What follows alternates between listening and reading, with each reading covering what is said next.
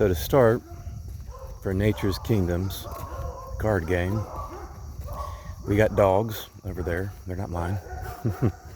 But we have right now a patent for creating DNA-backed NFTs.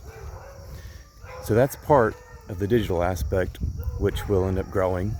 But to start, we're making a card game. We're going to start probably, I think, with animals. We got plants, fungi, and everything else beyond.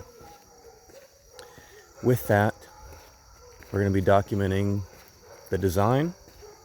We're going to document everything of bringing on team members. We got software to build.